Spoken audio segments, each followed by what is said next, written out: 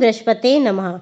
देव गुरु बृहस्पति जी की असीम कृपा से आज हम बृहस्पतिवार व्रत की पावन कथा सुनने जा रहे हैं। ये व्रत कथा सुख, समृद्धि, ज्ञान, संतान, सुख और वैवाहिक जीवन में मंगल प्रदान करती है। जो श्रद्धा से इस कथा को सुनता है उसके जीवन से सभी कष्ट दूर होते हैं। तो चलिए आइए श्रोतागणों, भक्ति भाव से बृहस्पतिवार व्रत कथा का स्मरण करते हैं। राजा राज करता था।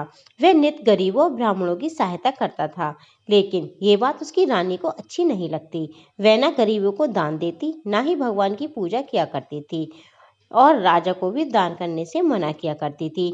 एक दिन राजा शिकार खेलने वन को गए हुए थे।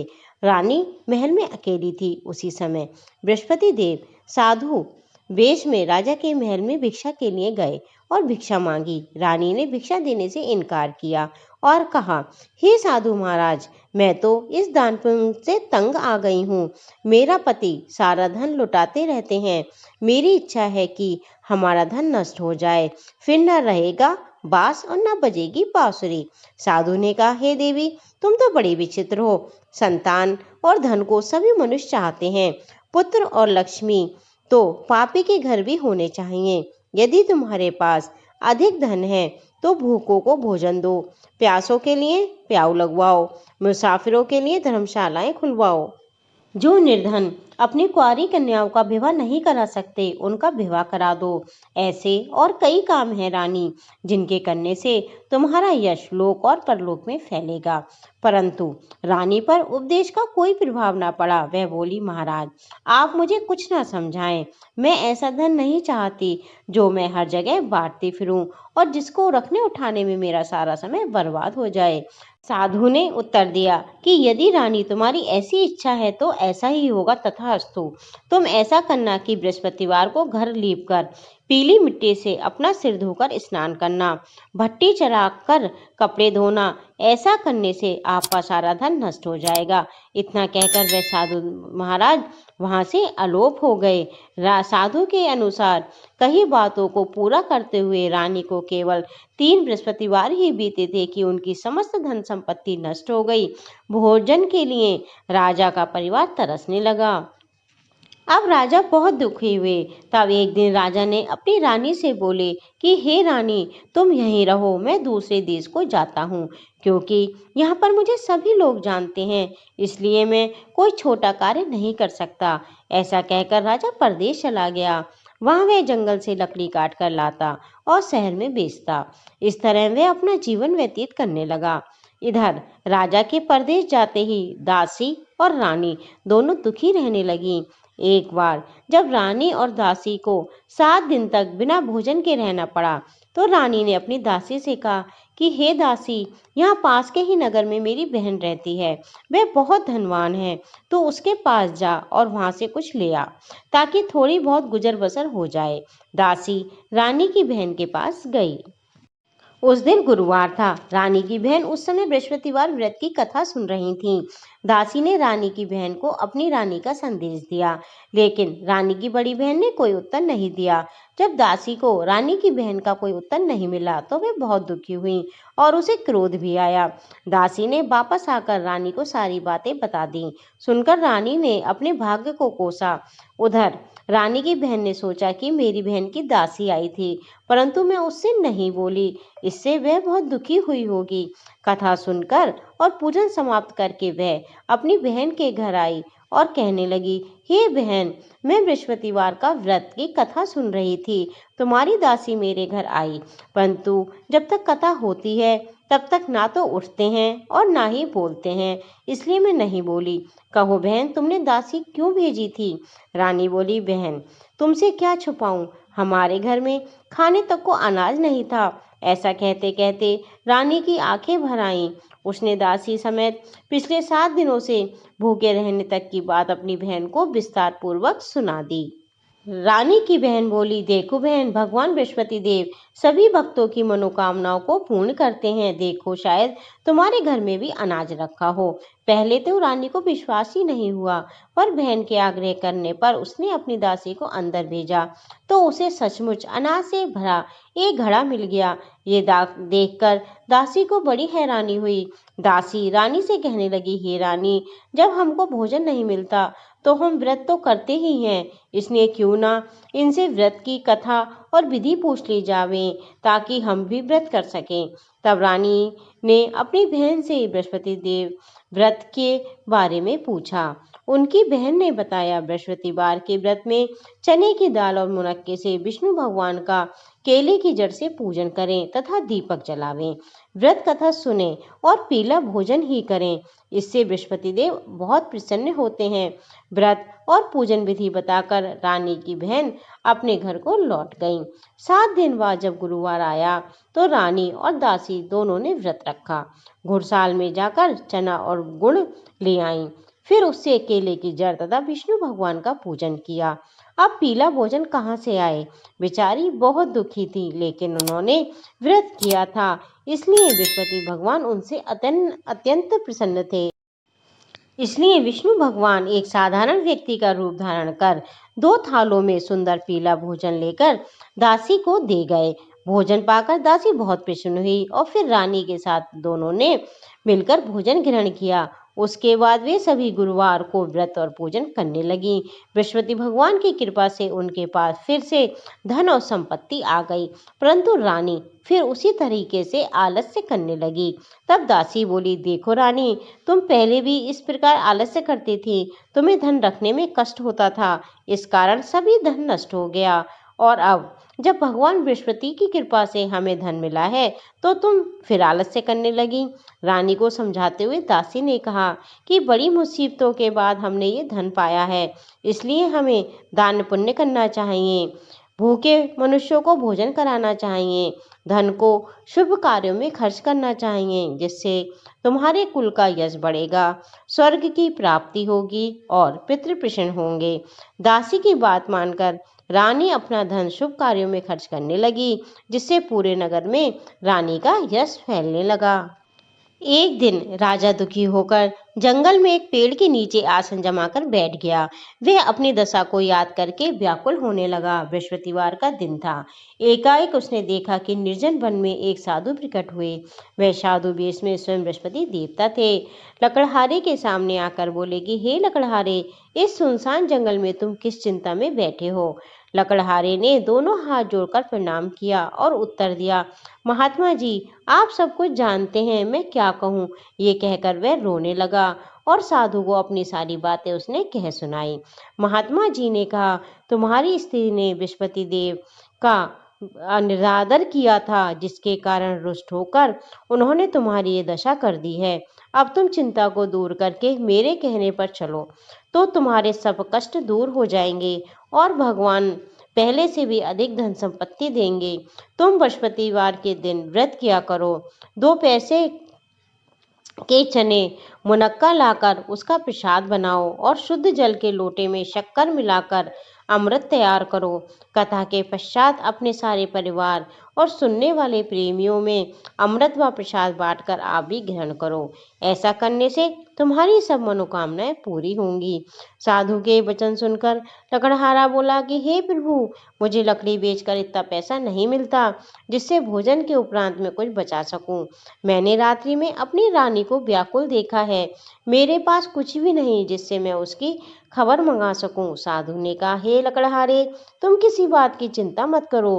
बृहस्पति के दिन तुम रोजाना की तरह लकड़ियां लेकर शहर को जाओ। तुमको रोज से दुगना धन प्राप्त होगा, जिससे तुम भली भांति भोजन कर लोगे तथा बृहस्पति देव की पूजा का सामान भी आ जाएगा। इतना कहकर साधु महात्मा वहां से अंतर्ध्यान हो गए। धीरे धीरे समय व्यतीत होने पर फिर बृहस्पतिवार का दिन आया। लकड़हारा जंगल में लकड़ी काटकर किसी शहर में बेचने गए। उसे उस दिन और दिन से अधिक पैसा मिला। राजा ने चना गुड़ आदि लाकर गुरुवार का व्रत किया।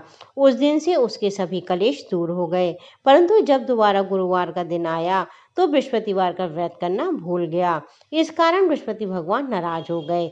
उस दिन उस नगर के राजा ने विशाल यज्ञ का आयोजन किया और शहर में ये घोषणा कर दी कि कोई भी मनुष्य अपने यहाँ भोजन न बनावे, न आग जलाए। समस्त जनता मेरे यहाँ भोजन करने आए। इस आज्ञा को जो नहीं मानेगा उसे फांसी की सजा दी जाएगी। इस तरह की घोषणा संपूर्ण नगर में करवा दी गई। राजा की आज्ञा के अनुसार शहर के सभी लोग भोजन करने गए, लेकिन लकड़हारा कुछ देर से पहुंचा, इसलिए राजा उसको अपने साथ घर में लिवा ले गए और ले जाकर भोजन करा रहे थे। रानी की दृष्टि उस खूंटी पर पड़ी जिस पर उनका हार लटका हुआ था। वह वहां दिखाई नहीं दिया। रानी ने निश्चय किया कि मेरा हार इस मनुष्य ने चुरा लिया है। उसी समय सिपाहियों को बुलवाकर उसको कारागार में डलवा दिया गया। जब लकड़हारा कारागार में पड़ गया और बहुत दुखी होकर विचार करने लगा कि ना जाने कौन से पूर्व जन्म के कर्म से मुझे ये दुख प्राप्त हुआ है, और उसी साधु को याद करके रोने लगा जो कि उन्हें जंगल में मिला था। उसी समय तत्काल बृहस्पति देव साधु के रूप में प्रकट हुए और उसकी दशा को देखकर कहने लगे, अरे मूर्ख, तूने बृहस्पतिवार की कथा नहीं कही, इस कारण तुझे दुख प्राप्त हुआ है। अब तू चिंता मत कर। बृहस्पतिवार के दिन कारागार के दरवाजे पर 4 पैसे पड़े मिलेंगे।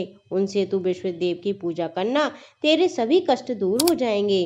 बृहस्पति के दिन उसे 4 पैसे पड़े मिले। लकड़हारे ने कथा कही। उसी रात्रि को बृहस्पति देव ने उस नगर के राजा को स्वप्न में कहा, हे राजा, तुमने जिस आदमी को कारागार में बंद कर दिया है वह निर्दोष है, वह राजा है, उसे छोड़ देना। रानी का हार उसी खूंटी पर लटका हुआ है। अगर तू ऐसा नहीं करेगा तो मैं तेरे राज्य को नष्ट कर दूंगा। इस तरह रात्रि के स्वप्न को देखकर राजा प्रातःकाल उठा और खूंटी पर हार देखकर लकड़हारे को बुलाकर क्षमा मांगी तथा लकड़हारे को योग्य सुंदर वस्त्राभूषण देकर विदा कर दिया। बृहस्पति देव की आज्ञा अनुसार लकड़हारा अपने नगर को चल दिया। राजा अपने नगर के निकट पहुंचा तो उसे बड़ा आश्चर्य हुआ। नगर में पहले से अधिक बाग, तालाब, कुएं तथा बहुत सी धर्मशालाएं, मंदिर आदि बन गए थे। राजा ने ये पूछा, ये किसका है सब कुछ? तब नगर के सब लोग कहने लगे, ये सब रानी और बांदी के हैं। तो राजा को बहुत आश्चर्य भी हुआ और गुस्सा भी आया। जब रानी ने ये खबर सुनी कि राजा आ रहे हैं तो उन्होंने अपनी दासी से कहा कि हे दासी, देख, राजा हमको कितनी बुरी हालत में छोड़ गए थे, कहीं हमारी ऐसी हालत देखकर वे लौट ना जाएं। इसलिए तू दरवाजे पर खड़ी हो जा। आज्ञा अनुसार दासी दरवाजे पर खड़ी हो गई। राजा आए तो उन्हें अपने साथ लेवा लाई। तब राजा ने क्रोध करके अपनी रानी से पूछा, ये धन तुम्हें कैसे प्राप्त हुआ है? तब उन्होंने कहा, ये सब हमें बृहस्पति देव के व्रत के प्रभाव से प्राप्त हुआ है। राजा ने निश्चय किया कि 7 रोज बाद तो सभी बृहस्पति देव का पूजन करते हैं, परंतु मैं प्रतिदिन दिन में 3 बार कहानी तथा रोज व्रत किया करूंगा। अब हर समय राजा के दुपट्टे में चने की दाल बंधी रहती। वे 3 बार कहानी कहते और व्रत करते। एक रोज राजा ने विचार किया कि चलो अपनी बहन के यहाँ होकर आए। इस तरह निश्चय कर राजा घोड़े पर सवार हो अपनी बहन के यहाँ चल दिए। मार्ग में उन्होंने देखा कि कुछ आदमी एक मुर्दे को लिए जा रहे हैं। उन्हें रोककर राजा कहने लगा, अरे भैया, मेरी बृहस्पति देव की कथा सुन लो। वे बोले, हमारा तो आदमी मर गया है, इनको अपनी कथा की पड़ी है। परंतु उनमें से कुछ आदमी बोले, अच्छा कहो, हम तुम्हारी कथा भी सुनेंगे। राजा ने दाल निकाली और जब कथा आधी हुई तो मुर्दा हिलने लगा। जब कथा समाप्त हो गई तो वह मनुष्य राम राम करके उठकर खड़ा हो गया। आगे मार्ग में उन्हें एक किसान खेत में हल चलाता मिला। राजा ने उसे देखा और उससे कहा, अरे भैया, तुम मेरी बृहस्पतिवार की कथा सुन लो। किसान बोला, जब तक मैं तेरी कथा सुनूंगा जब तक 4 हरैया खेत जोत लूंगा। जा अपनी कथा किसी और को सुनाना। इस तरह राजा आगे चलने लगा। राजा के हटते ही बैल पछाड़ खाकर गिर गए और किसान के पेट में बड़ी जोर का दर्द होने लगा। उस समय उसकी माँ रोटी लेकर आई। उसने जब ये देखा तो अपने पुत्र से सवाल पूछा और बेटे ने सभी हाल कह दिया। तो बुढ़िया दौड़ी दौड़ी उस घुड़सवार के पास गई और उससे बोली कि मैं तेरी कथा सुनूंगी, परंतु अपनी कथा मेरे खेत पर ही चलकर कहना। राजा ने बुढ़िया के खेत पर जाकर कथा कही, जिसके सुनते ही वे बैल उठकर खड़े हो गए और किसान के पेट के दर्द भी बंद हो गया। राजा अपनी बहन के घर पहुंचा। बहन ने भाई की खूब मेहमानी की। दूसरे रोज प्रातःकाल राजा जगा तो वे देखने लगा सब लोग भोजन कर रहे हैं। राजा ने अपनी बहन से कहा, ऐसा कोई मनुष्य है जिसने भोजन ना किया हो, वो मेरी बृहस्पतिवार की कथा सुन ले। बहन बोली, हे भैया, ये देश ऐसा ही है, पहले यहाँ लोग भोजन करते हैं, बाद में अन्य कोई कार्य करते हैं। अगर कोई पड़ोस में हो तो देख आऊं। वह ऐसा कहकर देखने चली गई, परंतु उसे कोई व्यक्ति नहीं मिला जिसने भोजन ना किया हो। अतः वह एक कुम्हार के घर गई जिसका लड़का बहुत बीमार था। उसे मालूम था कि उनके यहाँ 3 रोज से किसी ने भोजन नहीं किया है। रानी ने अपने भाई की कथा सुनने के लिए कुम्हार से कहा तो वह तैयार हो गया। राजा ने जाकर बृहस्पतिवार की कथा कही, जिसको सुनकर उनका लड़का ठीक हो गया। अब तो राजा की प्रशंसा होने लगी। एक रोज राजा ने अपनी बहन से कहा कि हे बहन, हम अपने घर को जाएंगे, तुम भी तैयार हो जाओ। राजा की बहन ने अपनी सास से कहा। सास ने कहा, हाँ चली जाना, परंतु अपने लड़के को मत ले जाना, क्योंकि तेरे भाई के कोई संतान नहीं है। बहन ने अपने भैया से कहा, भैया मैं तो चलूंगी, परंतु कोई बालक नहीं जाएगा। राजा बोला, जब कोई बालक ही नहीं चलेगा तो तुम ही जाकर क्या करोगी। बड़े दुखी मन से राजा अपने नगर को लौट आया। राजा ने अपनी रानी से कहा कि हम निर्वंशी हैं, हमारा मुंह देखने का धर्म नहीं है और कुछ भोजन आदि नहीं किया। रानी बोली, हे प्रभु, बृहस्पति देव ने हमें सब कुछ दिया है, वे हमें संतान भी अवश्य देंगे। उसी रात को बृहस्पति देव ने राजा से स्वप्न में कहा, हे राजा उठ, सभी सोचों को त्याग दे, तेरी रानी गर्भ से है।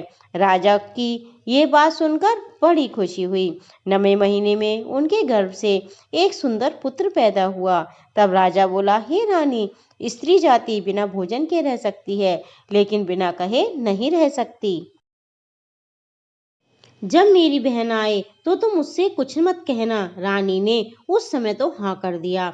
जब राजा की बहन ने ये शुभ समाचार सुना तो वे बहुत खुश हुई और बधाई लेकर अपने भाई के यहाँ आई।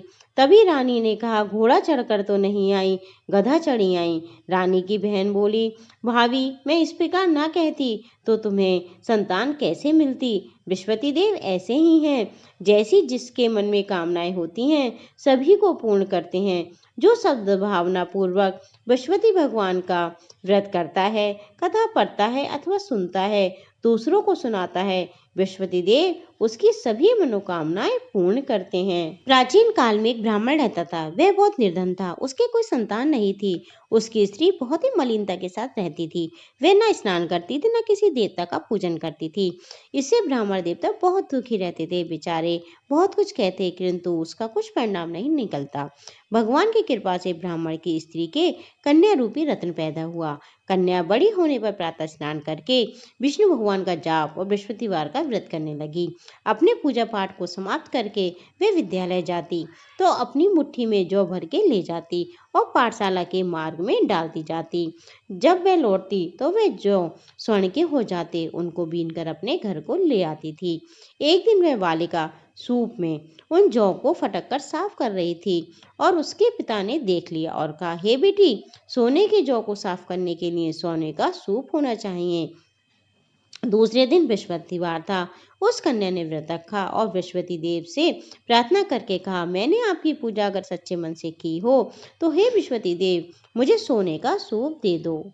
बृहस्पति देव ने उस कन्या की प्रार्थना स्वीकार कर ली। रोजाना की तरह वह कन्या जौ फैलाती हुई जाने लगी। जब लौटकर जौ बीन रही थी तो बृहस्पति देव की कृपा से उसे एक सोने का सूप मिला। उसे वह घर ले आई और उससे जौ साफ करने लगी, परंतु उसकी माता का वही ढंग रहा। एक दिन की बात है कि कन्या सोने के सूप में सोने के जौ साफ कर रही थी। उसी समय उस शहर का राजपुत्र वहां से होकर निकला। उस कन्या के रूप और कार्य को देखकर वह मोहित हो गया तथा अपने घर आकर भोजन तथा जल त्याग कर उदास होकर लेट गया। राजा को जब इस बात का पता चला तो अपने प्रधानमंत्री के साथ उसके पास गए और बोले, हे बेटा, तुम्हें किस बात का कष्ट है?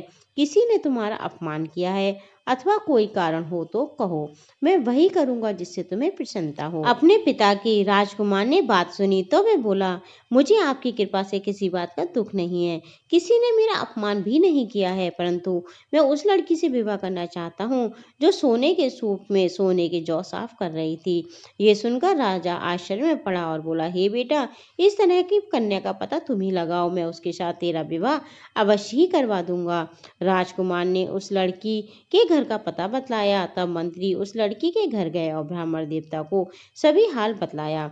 ब्राह्मण देवता राजकुमार के साथ अपनी कन्या का विवाह करने के लिए तैयार हो गए तथा विधि विधान के अनुसार ब्राह्मण की कन्या का विवाह राजकुमार के साथ हो गया। कन्या के घर से जाते ही पहले की भांति उस ब्राह्मण देवता के घर में गरीबी का निवास हो गया। अब भोजन के लिए अन्न भी बड़ी मुश्किल से मिलता था। एक दिन दुखी होकर ब्राह्मण देवता अपनी पुत्री के पास गए। बेटी ने पिता की दुखी अवस्था को देखा और अपनी माँ का हाल पूछा। तब ब्राह्मण ने सभी हाल कहा। कन्या ने बहुत सा धन देकर अपने पिता को विदा कर दिया। इस तरह ब्राह्मण का कुछ समय तो सुखपूर्वक व्यतीत हो गया। कुछ दिन बाद फिर वही हाल हो गया। ब्राह्मण अपनी कन्या के यहाँ गए और सब हाल कहा तो लड़की बोली कि हे पिताजी, आप माताजी को यहाँ लेवा लाओ, मैं उन्हें विधि बता दूंगी जिससे गरीबी दूर हो जाएगी।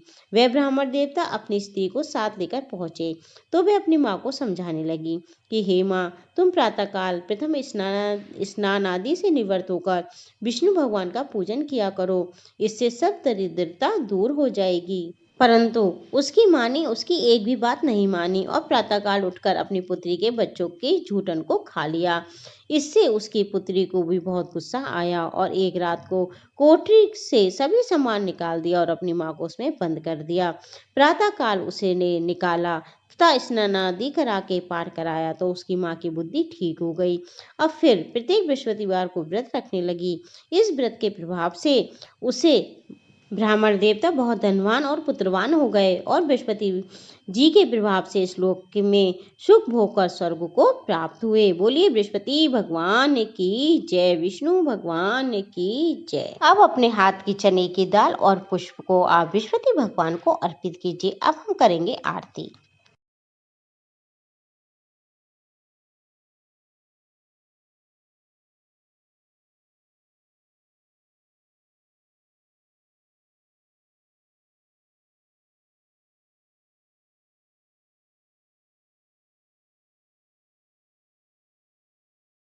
हर बृहस्पतिवार ऐसी ही कथा सुनने के लिए मेरे चैनल को सब्सक्राइब करें। राधे राधे। आपका जीवन मंगलमय हो।